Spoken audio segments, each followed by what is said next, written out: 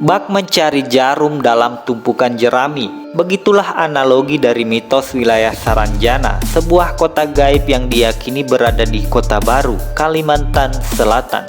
Namun, semakin dekat jalan semakin gelap. Sisi gaib, metafisika yang justru banyak menyeruak ke permukaan pada ranah ini. Walaupun demikian, secara ilmiah, bukan penggambaran hal yang kasat mata. Pasalnya, penelitian ilmiah tidak percaya hal-hal gaib. Penelitian ilmiah didasarkan pada metode ilmiah, metode sejarah atau historical method. Salah satu di antara tahapannya adalah interpretasi. Pada tahap ini memang memunculkan banyak hipotesis atau dugaan sementara. Hal ini akibat kurangnya data tertulis sehingga dasar utama untuk melakukan penelitian tentang Saranjana hanya bertumpu pada sumber lisan. Hal tersebut disampaikan oleh Mansur, seorang dosen program studi pendidikan sejarah FKIP Unlam. Meskipun demikian, secara metodologis tetap bisa menjangkaunya. Dalam artian dengan metode sejarah tetap berupaya mengungkap keberadaan Saranjana, walaupun hanya sampai tataran dugaan bersifat sementara, yang tentunya data baru yang mungkin masih bisa untuk mengubahnya. Menelusuri keberadaan wilayah Saranjana dalam perspektif ilmiah memunculkan beberapa dugaan sementara.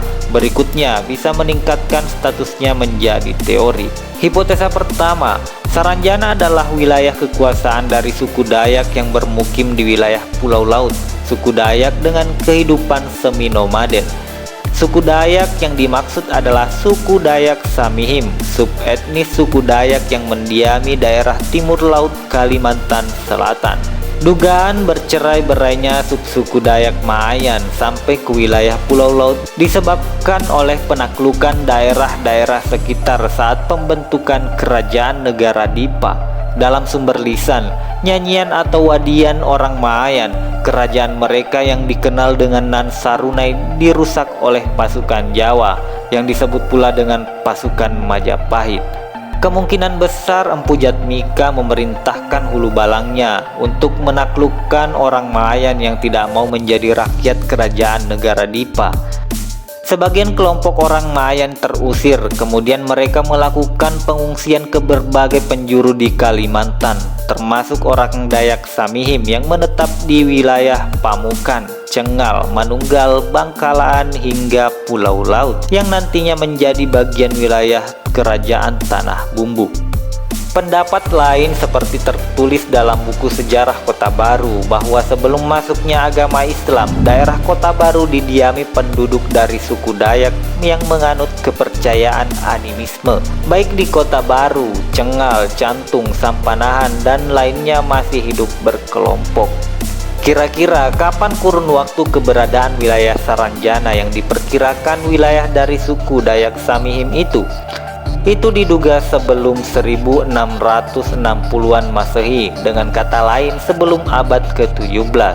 Alasannya, pada tahun 1660 berdasarkan catatan Goh Yun Pung, Pulau Laut sudah menjadi tanah Avanag atau Avanas Pangeran Purabaya dari Kesultanan Banjar. Lengkapnya, Goh Yun Pung menuliskan permufakatan bangsawan Banjar, memutuskan Raden Bagus diangkat sebagai Sultan Banjar dengan gelar Sultan Amarullah Bagus Kusuma pada tahun 1660 hingga 1663. Kemudian sebagai penghormatan dan imbalan perdamaian, Pangeran Purabaya diberikan daerah Pulau Laut sebagai tanah avanagnya. Saranjana masa awal adalah suatu ethnic state atau negara suku. Hal ini sesuai dengan teori Kulp yang membagi formasi negara Asia Tenggara terjadi dalam 3 fase, yaitu negara suku, negara awal, dan negara kerajaan. Saranjana berbentuk pemerintahan negara suku atau ethnic state di fase pertama. Ethnic state ini mati tanpa sempat mengalami masa transisi. Alasan penggolongan ini karena dalam upaya untuk mengungkapkan dan menjelaskan Saranjana sangat bertumpu pada historiografi tradisional, yakni legenda kerajaan Pulau Halimun. Historiografi tradisional mempunyai ciri yang menonjol dan saling berkaitan, yaitu etnosentris, rajasentris, dan antroposentris. Demikian pula dalam melacak latar belakang keberadaan Saranjana masih sangat bergantung pada cerita rakyat berbentuk legenda turun-temurun. Informasi yang diperoleh dari cerita legenda Pulau Halimun ditandai sifat-sifat mistis, legendaris, dan tidak ada kronologis unsur waktu dalam urutan ceritanya. Menurut Kulp dalam Veda, negara suku atau negara etnik hanya terdiri dari satu etnik yang tatarannya diatur oleh tradisi yang ditransformasikan dari nenek moyang ke generasi berikutnya. Keberadaan Saranjana memang tidak didukung sumber tertulis yang memadai. Posisi kepala suku sudah dikenal dalam masyarakat Saranjana saat itu. Dalam hal ini, apabila bertumpu pada sumber lisan, legenda Pulau Halimun selaku kepala suku adalah bernama Samburanjana. Sebagai ethnic state, tentunya kerajaan Saranjana belum memiliki pengaturan atau birokrasi seperti kerajaan yang berada pada fase negara awal atau negara kerajaan.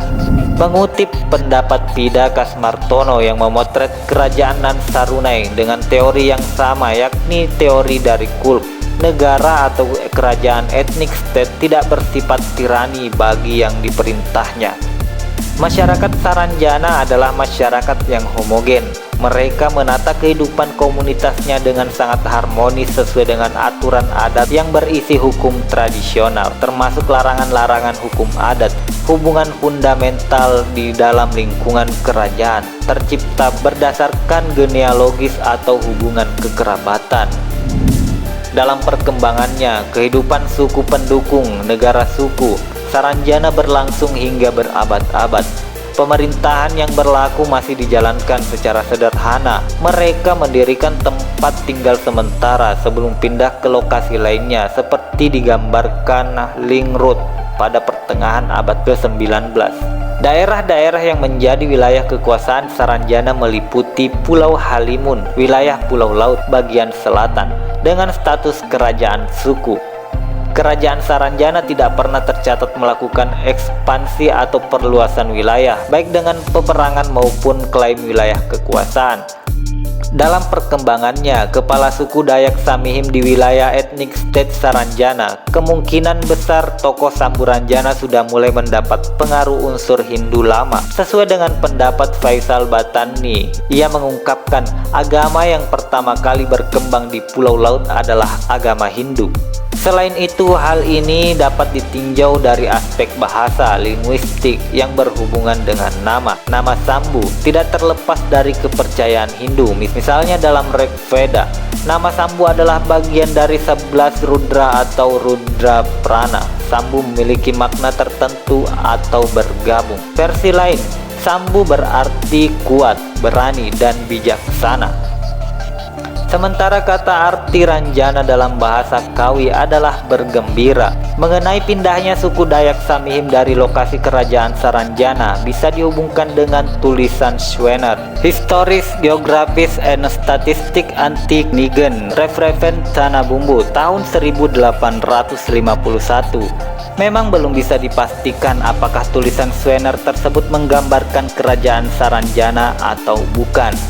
Menurut Schweber, kisah-kisah tertua beredar sampai penduduk asli di tempat itu yang disebut suku Dayak menjadi kaya dan kuat, serta hidup di kampung-kampung yang dikelilingi oleh kebun-kebun luas dan indah, di bawah raja-raja yang berasal dari mereka dan keturunannya.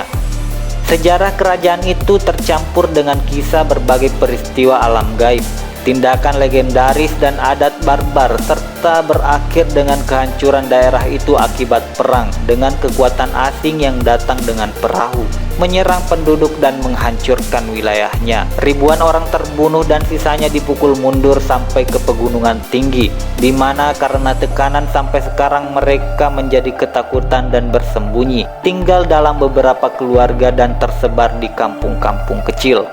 Kesimpulannya, berdasarkan hipotesa ini, kerajaan Saranjana muncul sebelum tahun 1660-an atau pra-abad ke-17 Masehi. Saranjana berbentuk kerajaan etnik state atau negara suku dari suku Dayak Samihim.